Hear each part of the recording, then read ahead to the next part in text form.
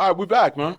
All So right. while we were talking, the guy we were on the phone with earlier, he just enrolled. He just enrolled. Yeah, Christopher Drumming, Hey, shout the out to guy who Christian. was satisfied with paying $1,500 for 3 PDFs and an email, just enrolled into our 90-day course. So how often does that happen that literally you talk to somebody on the phone and they were dissatisfied wherever they were, and then they turn around and enroll with you? I would say of the calls I get like that, similar to that, I would say about 40% of the time.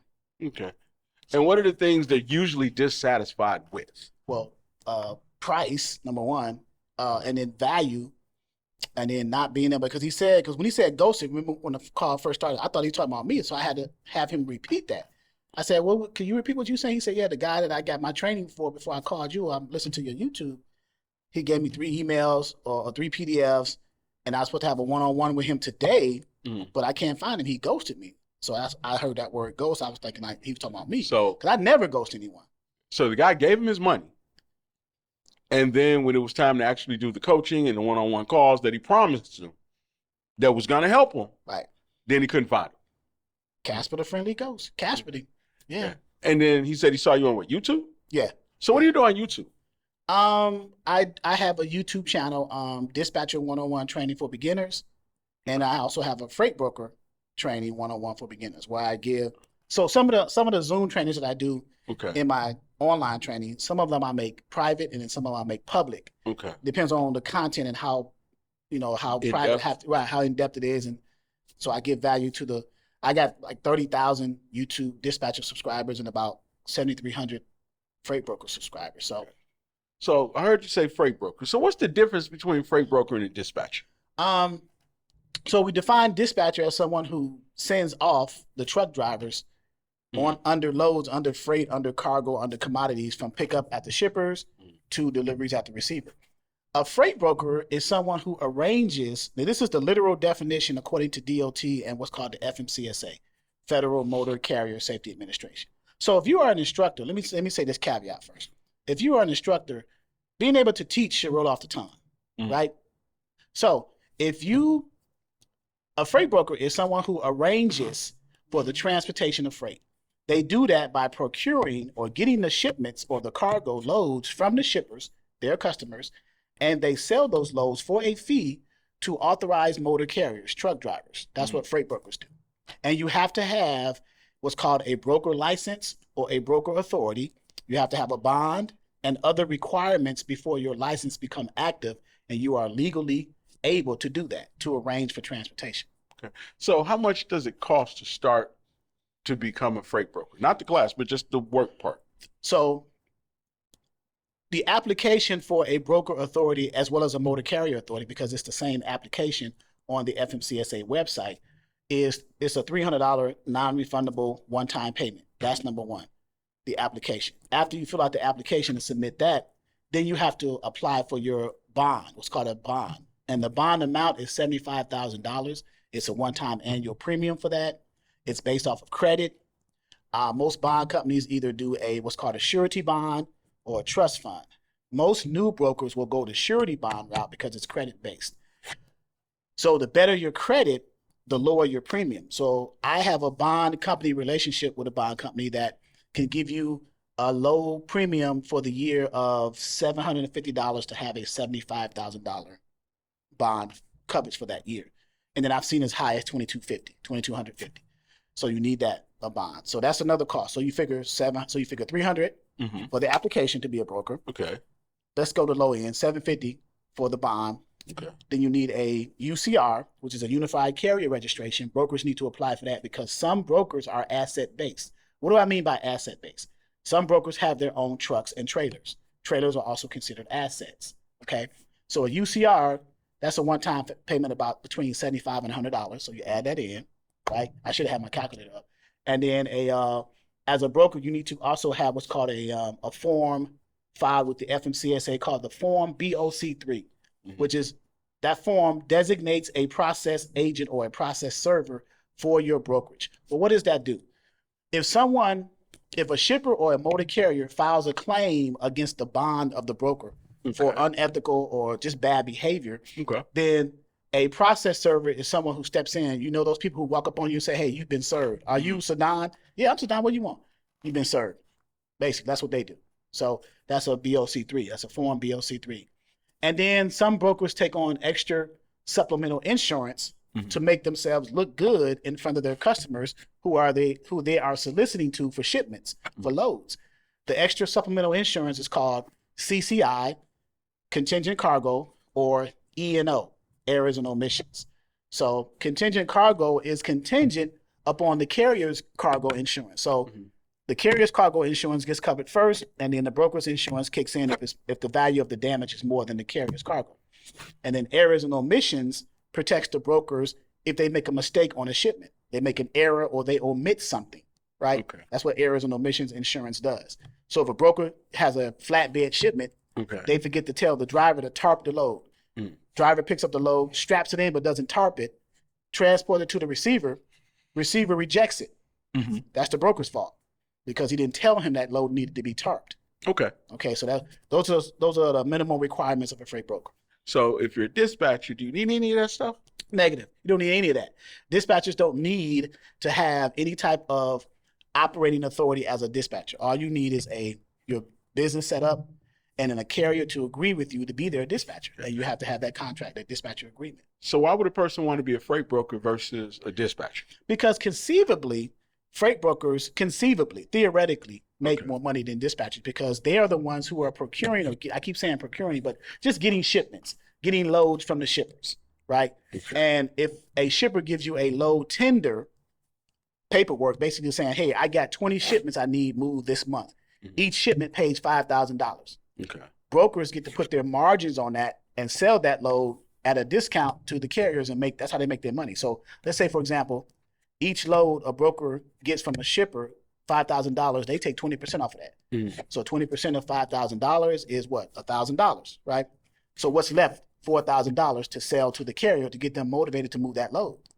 Now, as a smart broker, I wouldn't post that load on a load board for $4,000. I'm going to post it for like $3,500 to give myself wiggle room to negotiate. So I got $1,000 in my pocket as a broker. And I got a load $4,000 left, but I only posted it for $3,500, so I got $500 to play with.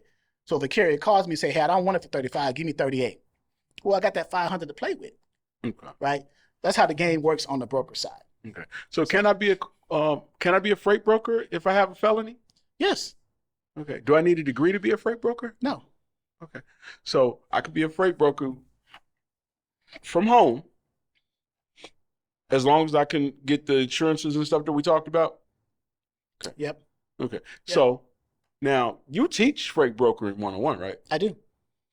So what would I learn in the freight broker program that would help me get that stuff done? Well, the first thing you will learn is how to understand what a freight broker does. What is their role in transportation, right? Number one. Number two, we teach you how to properly apply for the authority. www.fmcsa.dot.gov/registration.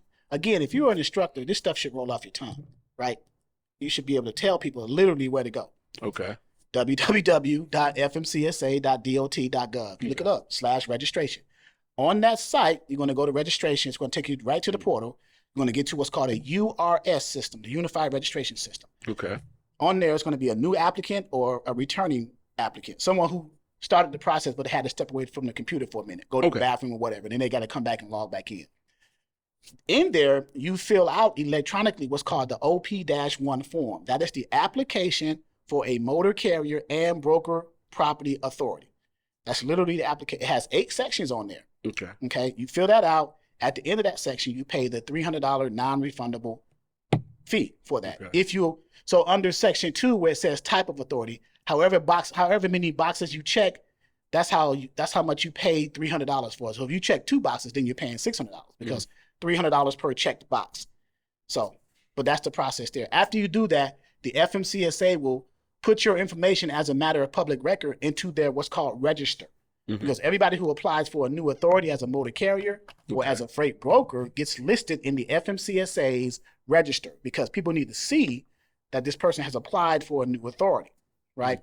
And then in that time, there is a 10-day protest because somebody may see you and say, "Hey, this person's not qualified to be a broker," so they may protest that. That's in the 10-day window. After that, they can't do it. Then in that process also, you got to do all those other requirements, getting your bond, your UCR, BOC3, and all that stuff. So would you recommend somebody started out as a freight broker? No, me personally, I wouldn't. And I know it sounds weird because my broker training costs a little bit more than my dispatcher training, but I want you to succeed. So I'd rather you start off as a dispatcher because that's the easiest barrier to entry, the easiest entry point from a financial standpoint. Okay. If we look at that from money standpoint, like your affordability, your budget, start off as a dispatcher, transition into a freight broker because as a dispatcher, you're going to build relationships with brokers. So you're going to understand what they do in your journey as a dispatcher. So when you become a broker, the transition is a little bit smoother and easier. And plus, that'll give you the money you need to get the other pieces. Exactly. So, yeah. So if you're a dispatcher already, then the next step for you would be to expand your business into brokering. In the brokering, or possibly even there's a middle ground too, as a trucking company. You can start a trucking company too. But we're talking about dispatching and brokering. So, yes, if you're talking about just those two, yes, dispatching into a freight broker. And then I hear some people talk about doing 3-in-1. So the 3-in-1 would be dispatcher, freight broker, and then having your own trucks. Right. Or dispatcher, trucking, and then freight broker. So you could at some point just scale up and have the whole gamut in one house. You can. You certainly can. You can have a logistics company. Logistics, because logistics, the word logistics encompasses, it can encompass dispatching, trucking, and brokering. Right? And I usually tell people, if you're going to do that, then create 3 separate entities, 3 separate businesses. You know, most people say, well, I want to put a fictitious name or DBA, logistics, DBA, dispatching, DBA, trucking, or DBA, freight broker. But it's under the same entity. So you run the risks there. You have liability and things like that, insurance prices and stuff like that. So if you separate them, but all under the same, conceivably the same umbrella, you should be fine. Okay. So here's another question. Because I know a lot of our kids especially are struggling to find work. Okay. So if you were a freight broker, could you then hire your kids to be dispatchers? Yes. Okay. So let me help me understand. You can hire your kids to be dispatchers if you have a freight brokerage that's asset based. If you have your trucks and trailers as part of your freight brokerage, they will be dispatching the trucks under your brokerage because they're only getting loads from the shippers for their trucks. And then your children can dispatch those trucks off of the loads that they've gotten through the brokerage. So yes. Okay. So you could definitely make this a family business. Of course. Okay. So your kids could be involved, your wife could be involved, your mom could be involved, and you could have it all in the same house. Correct. Okay. Correct. So how much actually experience do you need? Do you need years and years of experience? Maybe 6 years? What?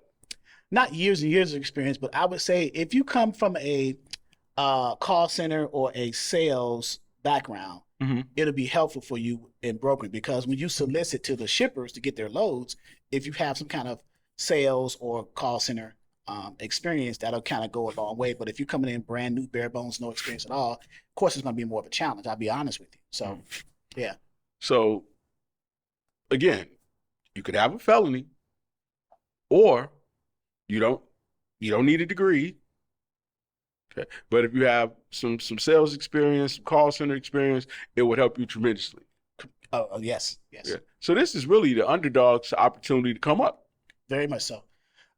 If the underdog knew that the transportation industry was out here, number one, and then number two, if they knew that it's not going anywhere, because again, things move out here every day. So transportation industry encompasses a lot of things. Okay. So and here's a question. This is a good question because I know people always want to know this. Do you think they're hiding this information from us? Well, number one, who are they? And then number two, yes. So, yeah. The big boys don't want you to know what's going on because they don't want competition, obviously, right? Mm-hmm. But it's hard to hide, what is it now? $1.7 trillion a year. Okay. That's what the transportation industry generates across different modes of transportation. When I say modes of transportation, rail, ocean, air, and trucking. Trucking alone is close to $800 billion. So it's hard to hide $800 billion in annual revenue in one industry. So, well, see, I'm asking because I never heard about this stuff when I was in high school. I mean, I never hear anybody who's talking about anything other than getting a CDL. Well, and not only that, but high school doesn't prepare you. They doesn't teach you about entrepreneurship. They teach you to be an employee. They Okay. don't teach you, and they teach you to get in debt by going to college and taking on loans and stuff like Okay. that. They don't teach you about entrepreneurship and setting up your own businesses and things like that, or about finances and economics. They prepare you to be an employee, and they funnel you through a system that puts you in debt. So Okay. high school does not do that. So realistically, you could come out of high school, start out as a dispatcher, work as a dispatcher, then eventually open your own brokerage, and then you could purchase some trucks and never have had to go to college. You just laid out a 3 to 5 year plan right there. So yeah, or maybe less, depending on how what your hustle and grind is. But yes, Okay. So if you're a mom and you have a kid who maybe has an IAP or who maybe just school wasn't for him, it doesn't mean he can't be successful. correct.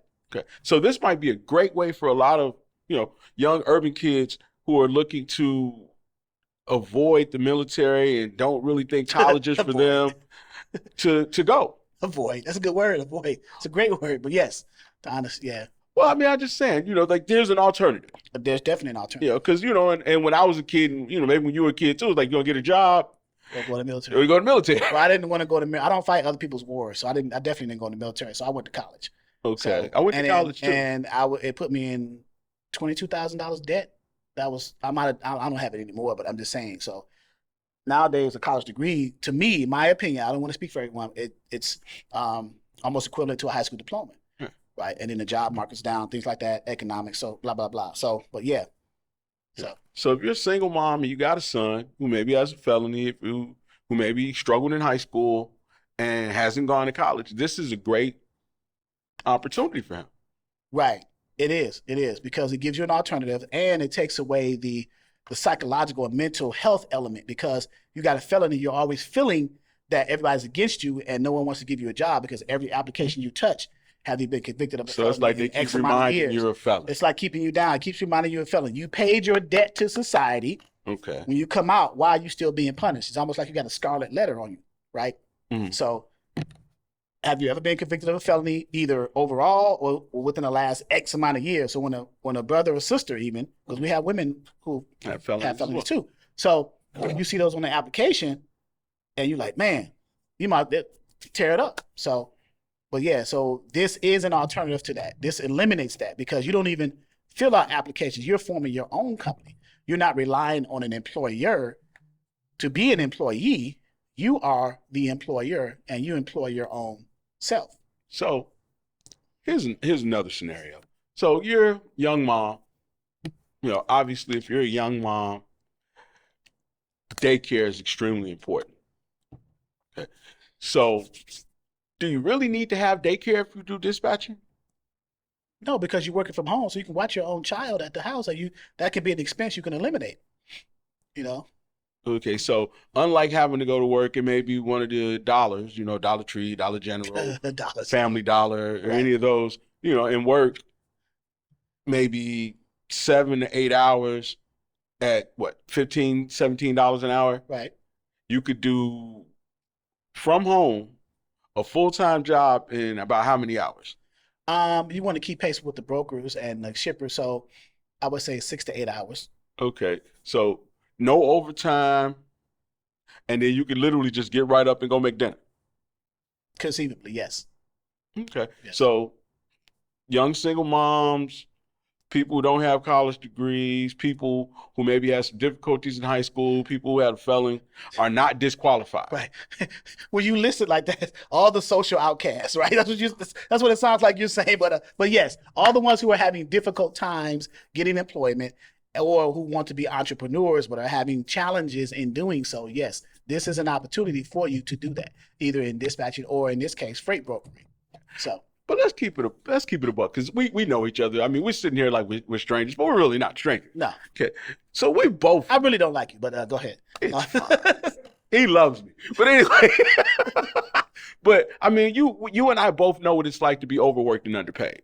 Yes. Yeah, so it's not even just the outcast; it's people who are hardworking, Right. honest, Right. people with integrity Right. who are working hard as heck. Just can't get past that glass ceiling. So freight broker training is the hammer so you can bust that glass ceiling. Right, and and it become your will own. and it'll allow you to then hire your own family members Yes. and build a legacy Generational without wealth. leaving your house. Generational wealth. That's correct. Right. So you can leave a legacy without leaving your house. Legacy without leaving the house. Yep. So that's another one I'm stealing from you. Another phrase. Yeah. So get ready. Okay. But yes. So you can leave a legacy without leaving your house. Correct. Yes. Okay. Now, you can, but I want to be realistic with you too, though. It's going to take some time. Not a lot of time, but I'm saying the time it takes for you to actually learn your craft, either dispatching or in this case, freight broker. You have to learn your craft, you have to understand it, and then you have to apply what you've learned in such a way that you get or procure the freights from the shippers, and you have the skill set to manage those load tenders through your systems as a freight broker in order to get carriers to move those loads so that you can get paid. Okay. Okay. And in our training, we go over that step by step. So is there live training for that? There is live training. Okay. As with the dispatching side, we have every second and fourth week, we have live Zoom calls in those weeks, 2 days a week, as opposed to 3 days on the dispatcher side. Every Tuesday and Fridays at 6 p.m. Eastern Standard Time. Those are also recorded, and they are also stored on our freight broker side portal in our Zoom library for the freight brokers. Yeah. So what else do they get? I mean, I know there's live trainings. So is there modules and self-paced stuff too? There are 4 modules on the freight broker side. There's ebooks over there, glossaries over there, tools and resources, forms and documents. We have 2 carrier level load boards on the freight broker side so that freight brokers can understand how to post loads on the load board and understand the use case and the functionality of the load boards. So we got those as well, forms and documents, all types of templates, everything. So you say templates. I mean, like I could just go into your library right. and pull down whatever template I needed to use in order to help close the deal.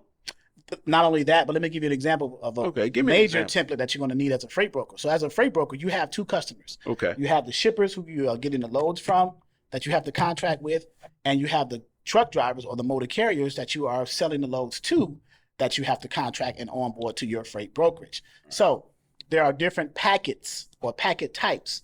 So on the shipper side, there's a broker shipper packet. Mm-hmm. And on the carrier side, there is a broker carrier packet. So what's in the broker shipper packet? And we have, these are templates in our portal, okay. Right? So what's in the broker shipper packet is the broker shipper agreement, mm-hmm. along with other documents that make up the packet.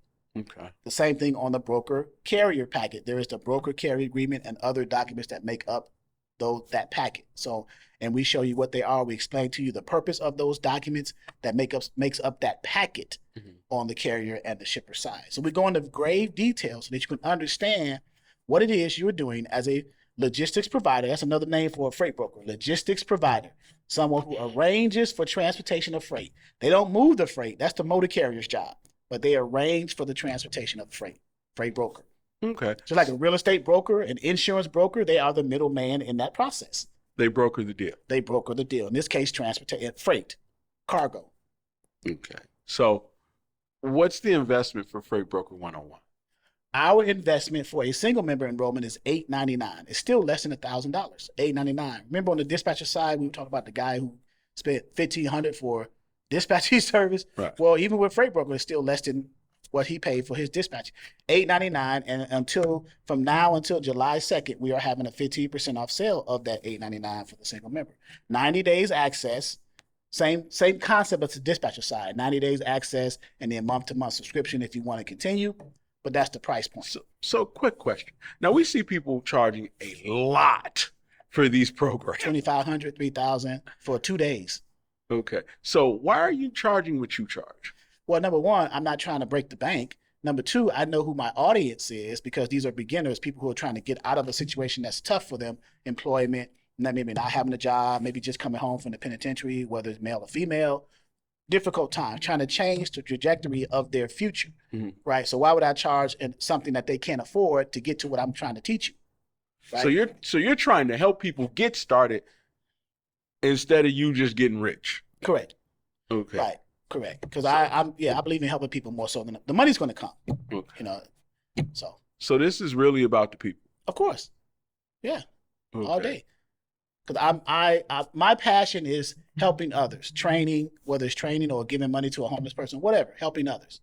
Because I like to give as opposed to But obviously, we need to charge something because Right. Well, all it's of a business, right? I gotta maintain. I got overhead, things like that. But my profit margin is not as high as people think. But I do have overhead. I still have to You still have to understand that we are operating a business. Okay. But my price points are set to reflect the lowest price possible I can pass on to the person who's going to purchase the course, and we make our profit margins too. So Okay. But like you said, I mean, it's $7.99, but you could conceivably make your whole investment back in a week.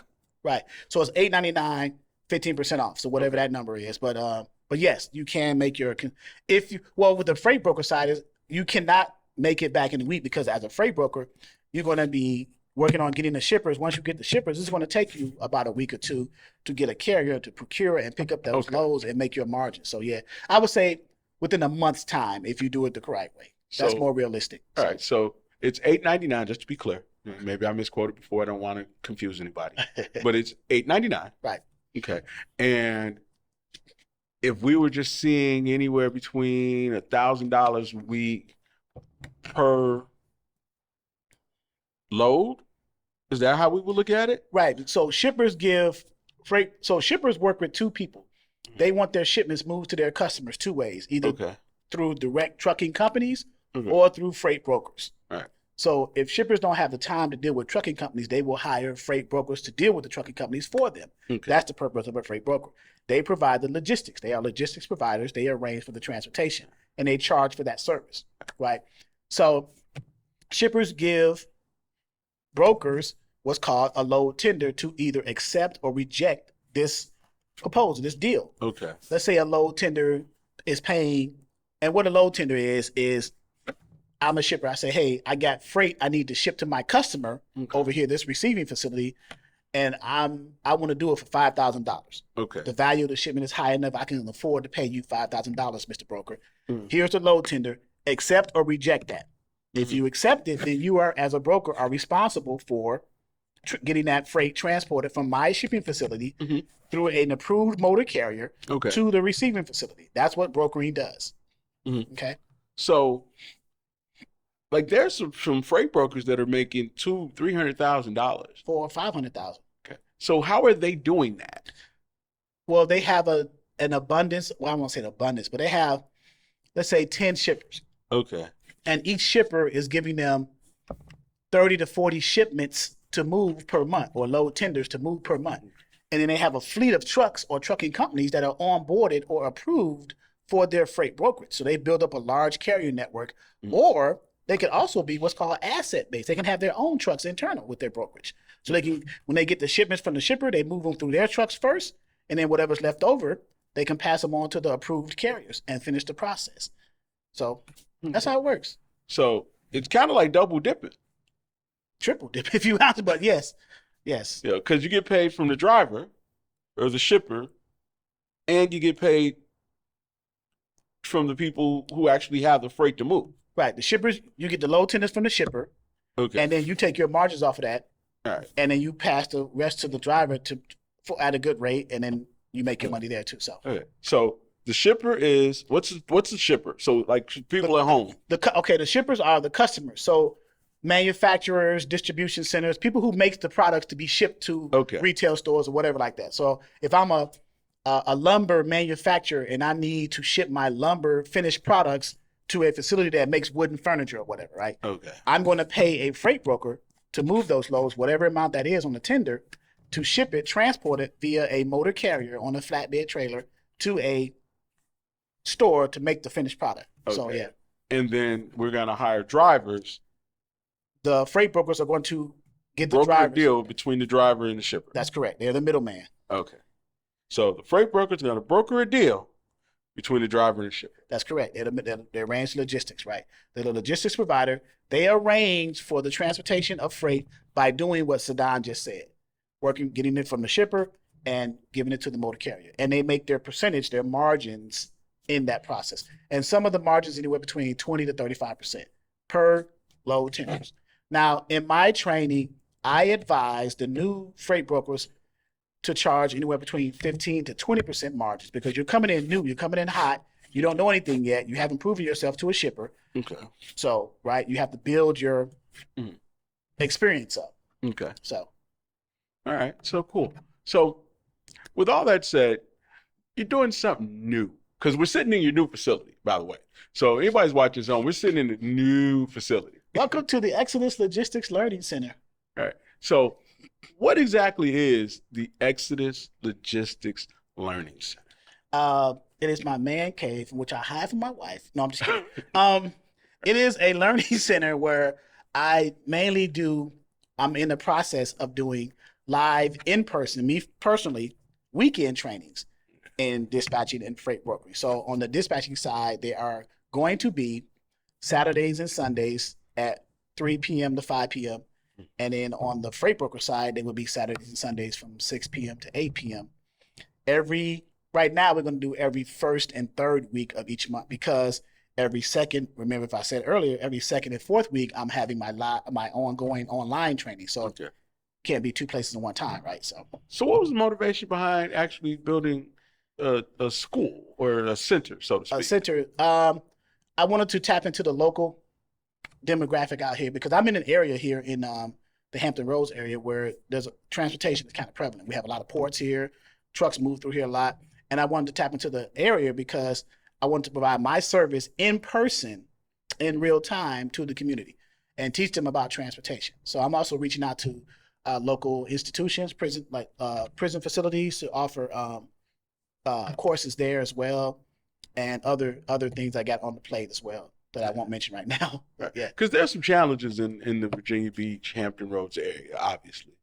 There's crime, there's a lot of transition in employment, and a lot of these kids are really looking for opportunities. correct. Okay. So if they came here, what would it look like for them? If they came here, they will learn how to. Well, we even talk about getting your CDL as well, so driving a truck. But if they came here, they will learn how to dispatch, or they will learn how to broker, right? Okay. And I also bring in guests to actually present to them in real time that are local, who are brokers and who are dispatchers, to kind of motivate them and say, hey, if this person can do it, so can I. So Okay, so we got role models coming through, we got guest speakers, we got you, and they'll get to ask questions, they'll get to interact with you. certainly, And you actually get up and do some board work. yes, I have. Yep, and I will. Okay. Yep. So how would you say it works better for somebody if they're here in person? So some people are like visual in-person type people. Some people Okay. can just learn online without having the person in front of them, things like that. So this being set up here is for those type of people who wants to get me in person and learn in person and be able to ask the questions live in real time, as opposed to over the internet on Zoom and things like that. So what you're basically saying is that everybody doesn't learn online. right, Some people need to go old school. correct. Everyone doesn't learn the same. Okay. Right. Yeah, exactly. So come on down. We're gonna do it the old-fashioned way with pen and paper. yeah, and I'm going to ask questions, and I'm going to write on the board, and then turn around and say, what do you guys think? Give me some numbers, and things like that. So And then it's good to get out of the house. It's good to be around other people. right, Good, like-minded, positive people. networking. Networking. That networking. You forgot the networking piece. So yeah, that's very important. So how long does a live class last? So it's a weekend right now. It's weekend. I'm going to eventually at some point turn it into a week-long process. But right now, to motivate people to come in, it's just a weekend, Saturdays and Sundays.